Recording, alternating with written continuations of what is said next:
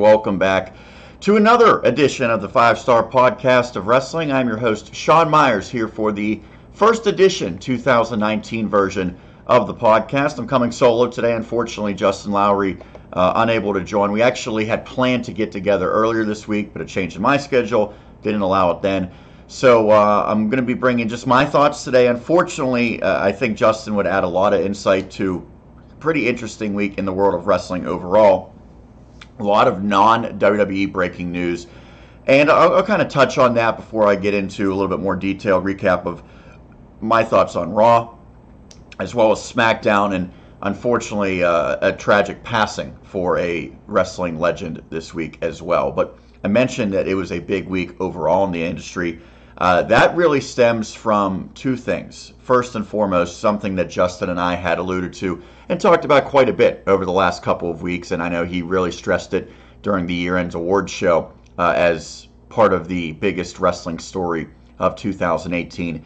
Official announcement came earlier this week, actually right after midnight on New Year's Eve, that All Elite Wrestling is a go. It is a new promotion, really spearheaded by Cody Rhodes, now known as Cody, as well as the Young Bucks. They have financial backing from Jacksonville Jaguars owners, and it looks as though they have enough money that they will be able to secure a TV deal. I know that Time Warner potentially could be an option there, which it really could be a good opportunity to create legitimate competition to WWE here in North America. Obviously, there's promotions like Impact, formerly TNA, Ring of Honor, but those have not really put a dent in the WWE rating. Well, I don't want to say they haven't put a dent in the ratings, because the ratings are pretty bad, but I don't think they're seen as legitimate competitors. And quite frankly, if WWE wants one of their top stars when they become free agents, usually they will get them. This feels a little different with Cody and the Young Bucks, and it looks like Adam Hangman Page will join the group. SoCal Uncensored, which is Frankie Kazarian, Christopher Daniels, Scorpio Sky. But that's about all that we know right now. Of course, Brandi Rhodes, Cody's wife, will be there.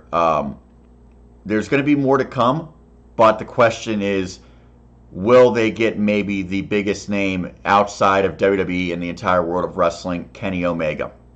Word came out earlier this week, and really it seemed like it was even more chatter last night, that he is probably done in New Japan Pro Wrestling. He lost the title at the Wrestle Kingdom event, which is their biggest show of the year, early January. It's sort of like the New Japan's version of WrestleMania. So he drops the title, and now rumors are that WWE is offering him a multi-million-dollar deal, probably along the same lines as what AJ Styles got, for him to come over and join WWE after so many years, as an independent wrestler, as a New Japan star, a guy that worked with Ring of Honor. I see a very similar path here, to be completely honest, and it would make sense, I think, for Kenny Omega to consider that.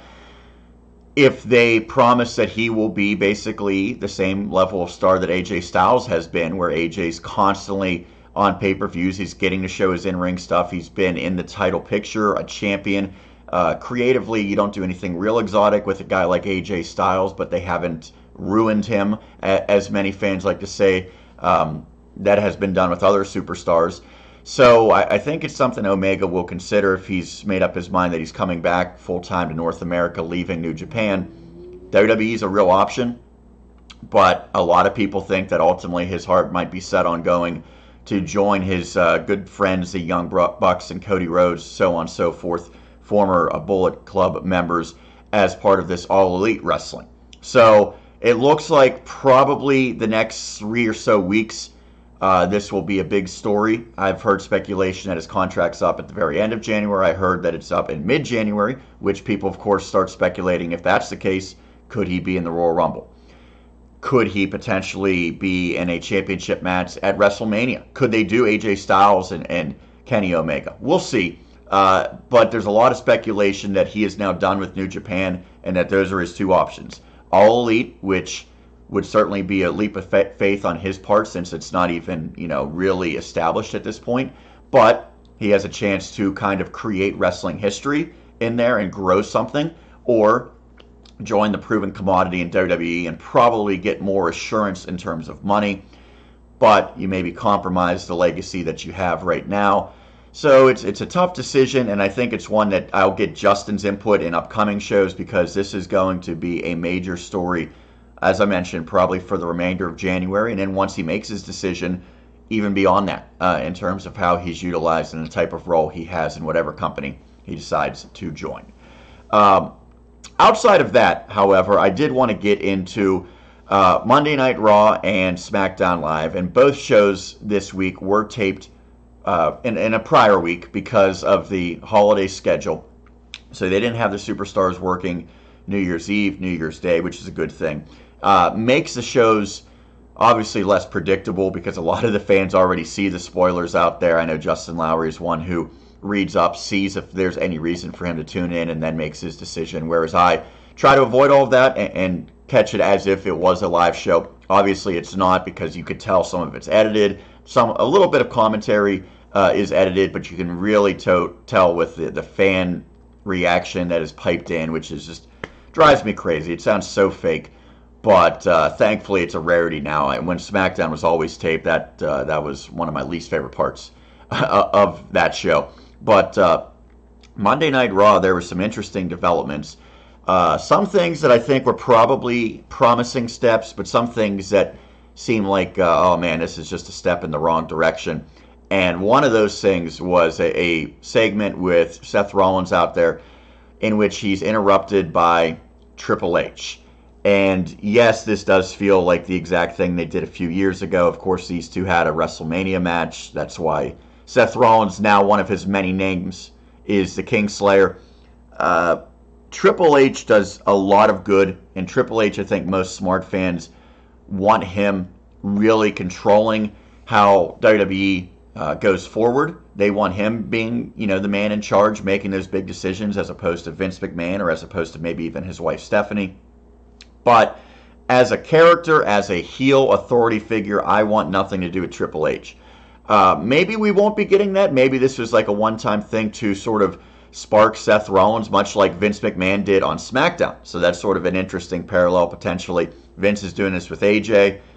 Seth, getting irked by Triple H on Raw. What's it ultimately going to lead to? I don't know, but I just don't think we need Triple H out there as a heel. And then Shane McMahon came out, he was, the good angel per se, as opposed to the evil Triple H playing the devil. But it's just, I don't want to see Triple H out there. I don't want to see Stephanie out there on a regular basis playing this heel authority figure. I thought that's what they wanted to get away from. They made a big point of how awful Corbin was, but really it wasn't Corbin. It was just that fact that the tried and true formula that they never seem to get away from is the heel authority figure on Raw.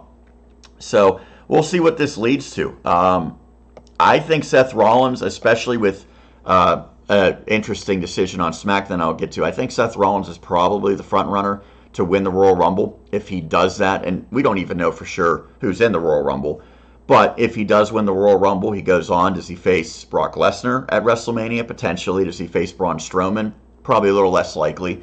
But Seth Rollins, I think, is positioned right now to possibly be the face of Raw who wins the title at WrestleMania, similar to what they were trying to do with Roman last year, and actually decided to hold off on him winning the title at WrestleMania because it was a lukewarm reaction. I don't think that'll be the case if they go forward with Seth Rollins being the face of that show. I think that would be the right decision. I don't know why you need to get Triple H involved at this juncture, however, but we'll see how it plays out. I'm a little concerned that could just lead to more of Triple H on TV being this evil boss. But nonetheless, that was a negative. A thing that I think was a positive, but probably not presented the way it needed to be, was the push of Apollo Crews. Now, 2 weeks ago when they made these sweeping changes, it was about a guy like Tyler Breeze getting a shot against Dean Ambrose in an open challenge. It was about the Revival winning a tag team match. It was about Anderson and Gallows, Andrade Cien Almas resurfacing on SmackDown. Here's the problem. They decide to really push Apollo Crews starting this past Monday. And they sort of do it very hastily, to the point where if you've been watching each and every week, Apollo Crews has been a nobody. Now all of a sudden He's wrestling for an Intercontinental title. Why are we buying this? Why are we interested in him when you've given us no interest as fans to be concerned about, no reason to be interested in Apollo Crews previously, I should say. So really, it's sort of weird because you want a guy like that getting opportunities, but you want it to have meaning behind it. You want there to be a reason for fans to rally behind Apollo Crews, not just, oh, all of a sudden, starting tonight, we're going to make him a big deal, but we're not really going to give fans a reason to really get behind him. Just do it because internet wants this guy pushed, so we'll do it and just accept it. Well, you're not going to get a great reaction. I mean, Apollo's a guy that charisma-wise probably struggles at times, admittedly. You have to give the fans a reason to care about him, and he's been buried for basically 2 years with Titus Worldwide, with sort of a failed singles run before. So I think this is something where you need to make a concerted effort each and every week to build a guy like this up. That's really how Becky Lynch got the ball rolling. She started to win matches for 2-3 months at a time, finally got that title opportunity, and then they involved a storyline with Charlotte stealing her spotlight, so on and so forth. So what happens is Apollo wins this Battle Royal where he looks dominant, and it just felt very forced. And by winning that Battle Royal, he gets the opportunity at Dean Ambrose, as you saw with that picture. He challenged for the IC title. Apollo ended up coming up short. It was a good match.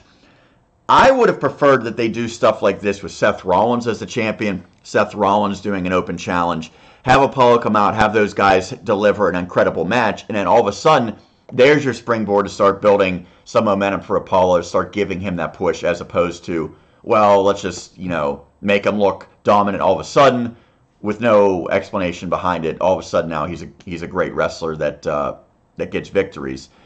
Came up short against Ambrose. We'll see what they do with them. I mean, this could be a one-and-done type of thing with Apollo Crews. We might not see him for the next 3 or 4 weeks, and then really it was just a moot point to make that effort this past week. Also, I mentioned Ambrose not being quite the caliber of Seth Rollins. It'll be interesting to see where Dean Ambrose goes, because is Seth Rollins done with him now? Maybe. So now Ambrose becomes the fighting Intercontinental Champion, doing these open challenges, taking on all comers, but he's not the great in-ring tactician. It doesn't have the same feeling as when Seth Rollins did an open challenge, or especially when John Cena did an open challenge, because that would be a massive deal if one of these young upstarts beat John Cena. Or you always could expect it could be maybe match of the year when one of these people comes out and challenges Seth Rollins. Well, with Dean Ambrose, I don't think you really get either one. It's not that big of a deal. Ambrose, he's a big name, but he's not an iconic name like John Cena. If he loses, does it feel like a huge deal? Not really. And he's a good worker, but he's not a great worker. So we'll see how they go with this. I like the idea of trying to present guys in better lights like they've done with Breeze and Apollo. I think you have to put some effort behind it. Show video packages, give those guys mic time to build up their character, to give fans a reason to care. And I think that's one thing that NXT does tremendously. Last thought on Raw. They sort of seemingly finished a feud between Dolph Ziggler and Drew McIntyre as they kicked off the show, competing in a steel cage. These guys have gone back and forth. Ziggler surprisingly actually handed McIntyre his first singles loss on the main roster. McIntyre getting revenge this past week in the cage. Pretty convincing victory, and then a beatdown of Dolph afterwards. There's, the positive is this was a heck of a match. It makes Drew McIntyre probably even bigger of a star. Obviously, everyone, I think, believes he's headed to stardom, but this is the type of victory he needs. By the same token, this feud could have been a lot bigger. It should have been a lot bigger, I should say. And it just seems like they threw it together to fill a couple weeks on TV. Never had real intentions of making it into a long-term feud, making it a pay-per-view match. Missed opportunity there, in my estimation, because this could have been really big. People were saying months ago, this is Shawn Michaels and Diesel 2.0. And we remember that match headlined to WrestleMania. So not saying that should have been the case with these two, but I think you could have gotten a lot more out of this feud. And you also sort of really hurt Dolph Ziggler now, because he loses, he gets brutally beaten down. WWE put a lot of effort into making Dolph Ziggler relevant again over the summer. He had that great feud with Seth Rollins. He got a run as the tag team champions. He was paired with Braun Strowman against the Shield. Now where do you go with him? It seems like he's right back to being, lower mid-card. So, yeah, you need to get McIntyre over, having him beat Ziggler, I guess. But I just have real concerns that Ziggler's going to suffer from this, and you squander an opportunity to really make the most of a guy who seemed like he got maybe a second or third or fourth, in his case, chance to once again be notable, once again seem important. Well, I think that's probably out the window after this, the way that this feud seemingly has ended. I'd expect McIntyre to go on and potentially be one of the favorites in the Royal Rumble. I don't know that you do Drew McIntyre unless Braun Strowman is your Universal Champion, and then that's your WrestleMania match. I don't know that the fans would be behind that as much as they would Seth Rollins versus Brock Lesnar. I'd probably go Rollins-Lesnar at WrestleMania, which unfortunately means that Lesnar probably has to retain the title against Strowman at the Royal Rumble. We'll get into that when we talk Royal Rumble in a few weeks from now. But as of now, McIntyre heading up, Ziggler heading down, it appears. SmackDown is something else I wanted to really discuss in depth with Justin Lowry, because Justin and I had the opportunity to attend SmackDown as it was here in our hometown of Pittsburgh. And as I mentioned, it was taped beforehand, so it was a Saturday night show. We got to go check it out. 205 Live preceded it. And then SmackDown, probably a slightly tighter window, maybe an hour and 45, hour and 50 minutes, because you didn't have to have all the lengthy commercial breaks that you do during a live show. Nonetheless, Justin and I sitting there, I think we both agreed, man, this is not a real good episode. The 205 Live matches, which I was really anticipating, really slowed down the pace. I think sort of took the fans out of it, which is the opposite of what that show typically does. They just went with two very long, slow-paced matches, which is not what 205 Live's about. And then SmackDown, first match, Jeff Hardy, Samoa Joe, I kind of felt the same thing. And then you didn't really get a lot of great wrestling, and it just seemed like it dragged a little bit. Everything had a real slow pace to it until you get to the main event, and that is a fatal five-way to determine who challenges Daniel Bryan at the Royal Rumble for the WWE Championship. I would have put a lot of money that Mustafa Ali was going to win that match.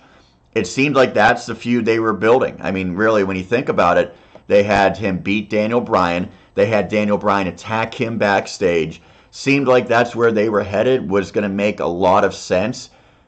And then they swerve everyone in a sense, or at least swerve me. AJ Styles gets the victory. He's now headed to challenge once again for the title, a rematch between he and Daniel Bryan. Should be a great match. There's no doubt about it. Bryan, Styles, two of the best of this generation.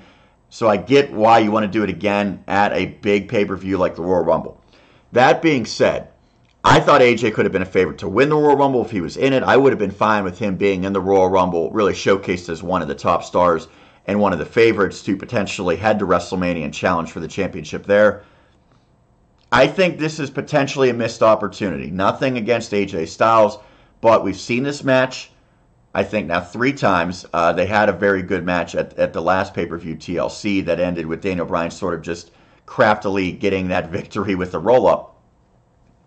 I think Mustafa Ali would have registered more of a wind of change type of feel had he gotten this victory, because then all of a sudden you're taking a guy who is, highly acclaimed for his work on 205 Live, who the fans organically are getting behind. You put him in a championship match at one of your big 4, big 5 pay-per-views, if you consider it that. Now, all of a sudden it feels like, man, anyone can get that opportunity. If Mustafa Ali, a guy who was on 205 Live 6 weeks ago, is challenging for the WWE title at a major pay-per-view, that gives hope to everyone. But they didn't go that route. They go AJ Styles. So probably, from the casual fans' perspective, they're going to have a lot more interest in AJ versus Daniel Bryan. I get that. Again, I'm excited for the match. It will be terrific. But I think if you wanted to really pound home the fact that we're making changes, we're listening to the fans, we're doing things the right way, we're giving opportunities to everyone that deserves it, everyone who proves that they should be on a pay-per-view or should be in title contention, I think Mustafa Ali would have been the choice. But we get AJ Styles, so we'll see what happens with Mustafa Ali. Not worried about AJ and Bryan. That's going to be great. Although I do expect that Daniel Bryan will retain the title. You never really know. They might decide to go back to AJ at this point after a couple months of him without the title. But I just hope and pray that Mustafa Ali doesn't suffer from this one in the long run. The other thing that was notable from SmackDown, I think was probably the best part and the coolest part of SmackDown, was the interaction between the returning John Cena and Becky Lynch. No, I don't think anyone expected Becky to come out when Cena basically said, someone's coming through the curtain right now, who's it going to be? Pretty shocking, but I think it led to a really memorable exchange. Becky, giving verbal jabs to Cena, which the fans appreciated. And then ultimately it created a scenario where they ended up teaming up in a mixed tag against Andrade Cien Almas and Zelina Vega. And truthfully, from the time that I heard that John Cena was going to be on SmackDown, I was thinking he's going to beat Andrade Cien Almas. It's just exactly what they've done with Almas. They have him go against these top stars, whether it be AJ, whether it be Daniel Bryan, whether it be Mustafa Ali, who they're trying to push. He's gone against the very best, put on good matches, not great yet. I think that there's great still in there, and that probably will be more likely at a pay-per-view or something along those lines. But on regular TV, Andrade's put on good matches against these people, but he always loses. And that happened again, although he wasn't the one who took the loss per se. It was Zelina Vega who got tapped out by Becky Lynch. But really cool sight to see Becky and Cena. I think probably the only time that they will have that type of interaction. And then afterwards, Becky pushed Cena off the apron. She did the, in the face of John Cena, did the "You Can't See Me," which, by the way, Cena's now gone away from that, as you might have seen in that picture with his T-shirt. It's now "You Can't Stop Me."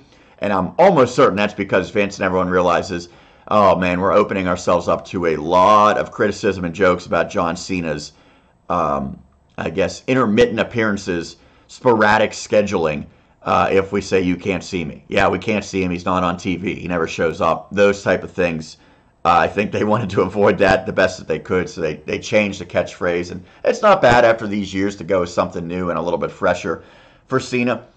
My question is, we know Becky Lynch is headed to big things, and she might be challenging for the championship on SmackDown at the Royal Rumble. I would rather see someone else challenge for it, to be honest, have Becky go in the Rumble, but we know she's, on a good track. What is John Cena going to be doing? What role does he have? Is he just going to go back and forth between Raw and SmackDown and kind of just fill in gaps with big matches here and there? Or are they going to build a storyline over the span of 2 or 3 months leading up to WrestleMania? I don't know. I get the feeling that it's very short-term, one-night-only type of booking with Cena. I mean, he's going to be on Raw this Monday, I believe, and they could have him do something with, Elias, Bobby Lashley, Ambrose, whoever, and then move on from that and go back to SmackDown in a couple weeks or be off TV for a couple of weeks. So it'll be interesting to see how they handle John Cena. I don't like the fact that he's special. He's this exception that could go back and forth between both shows, because that reminds me of Brock Lesnar being special, and the fans don't appreciate that. They want the guys that are there each and every night getting the same opportunities, the same treatment as a guy like John Cena, who admittedly has earned it, but why does he have to be special? I don't know. I know they're just trying to get him on TV as much as possible. I understand that perspective of it. But, I think there probably would have been better off if they just said, you're going to be on one brand. We're going to do sort of like a Chris Jericho run with you, where can you stick around for 3 months? Can you stick around for 6 months? Put you in a storyline, probably put a younger star over. Cena seems willing to do that, but I just don't know that they're going to use him in that capacity, to be completely honest. I mean, he didn't put Andrade Cien Almas over, but I think, if nothing else, he kind of gave a little boost to Becky Lynch in the process. Anyway, SmackDown in person, kind of slow, sort of dragged on, didn't feel like a great show. It was really Cena-Becky was the highlight, and everything else was mediocre or underwhelming. Watching it on TV, though, it came across a lot better, so that's a testament, because, again, it was a tape show, probably a little bit tighter. They cut out some of the slower things during the commercial breaks for those matches that I alluded to. Not a ton of energy in the arena, but watching it on TV, I think it was a pretty positive reaction that most people had for SmackDown, and that's really how it should be. If you have the chance with post-production and things of that nature to make a show a little bit more watchable than it might be in person, that's what WWE should be excelling at. So I give them credit. They made it out to be a pretty darn good show when it was all said and done. I would say Raw was probably a little better, but that being said, it was a somewhat mediocre week of television. That's to be expected, though. They were both taped. They were both holiday shows. The ratings were not good. I don't know if they were the lowest ever, but it seems like, there's a real chance, considering Raw took place on New Year's Eve and SmackDown took place on New Year's night. So we'll wait and see if they really turn up the intensity this week on the programming now that the shows are back alive. You're getting ready for the Royal Rumble, which kickstarts the road to WrestleMania. I would hope and pray that they really start to pull out a lot of stops beginning this week. That's going to do it for the 2018 and 2019 versions of WWE programming, but I wanted to sort of end the show on a solid note because word came out a few days ago that the legendary Mean Gene Okerlund had passed away. And Mean Gene, of course, was known throughout the 80s, 90s, even into the early 2000s as, a just indelible voice in WWF at the time, WCW programming. He was a backstage interviewer. At times he was a commentator. He was a host of a number of different shows. This is a guy that, really, in a sense, probably the best ever at what he did in the wrestling industry. He wasn't a true play-by-play commentator or color commentator. He didn't do a lot of that, and that's fine. But he was more so, the backstage interviewer. And back then, man, it just seemed like he really had to, lasso the superstars in because it wasn't as scripted, seemingly. I could almost say that as a matter of fact, that superstars back then sort of just went off the cuff. They were sort of wild. I mean, he's dealing with completely ridiculous personalities like the Ultimate Warrior, Macho Man, Jake the Snake Roberts, so on and so forth. And he's doing it all with a straight face, making sure the interview stays where it should, in its lane, not getting out of hand. They stayed on time, on task. I mentioned he was a host as well. I remember in the mid-2000s, early 2000s, he hosted Confidential. That was a great show, and he did a great job with that. He's a guy that even after he gave up, his regular full-time role in wrestling, he still would make appearances as recently as, I believe, 2018. I think he did something with Raw 25. Nonetheless, this is a guy that didn't seem like he lost a beat as he got older, and he, was in his mid-70s. A lot of times you see wrestlers, they come back and they obviously they can't do what they did physically, but even mentally they kind of lose a step on the mic, things like that, or they don't look the same, they don't sound the same, they really deteriorate when they're out of the spotlight for such a long period of time. Mean Gene was the exact same guy, a year before he died as he was in his prime in the 80s and 90s. This is a guy, especially for me, who's a sports broadcaster, who has done interviewing, has hosted, has done play-by-play and color commentary. This guy, you can look at him and see the work that he did and really just admire it, probably way more now than back then, looking back at how good he is, because I don't think there is a person like that now.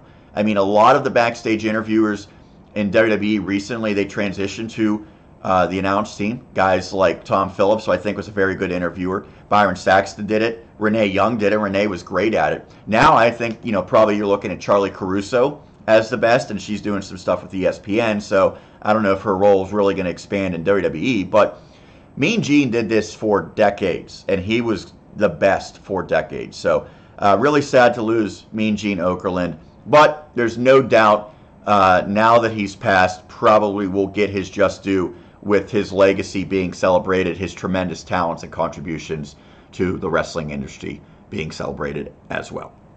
That's going to do it for this edition of the 5-Star Podcast of Wrestling, the first one here in 2019. I want to remind you to follow us on Twitter, the handle 5-Star Pod Wrestle. Check it out each Monday and Tuesday as we do live tweeting, if possible, for Raw and Smackdown, as well as the pay-per-views, and then periodically throughout the week we'll have some stuff as well. Also, want to remind you to subscribe to our YouTube channel. Go back, watch all the old videos. We're nearing the 1-year mark. We're about 9+ months in to the podcast, hoping to continue to grow it each and every week. And we appreciate the support for anyone out there who does watch this episode or any of the episodes. But for now, signing off, Sean Meyers, your host. We'll welcome back Justin Lowry, hopefully next week, as we meet once again to discuss WWE and everything else in the world of professional wrestling right here on the 5-Star Podcast of Wrestling.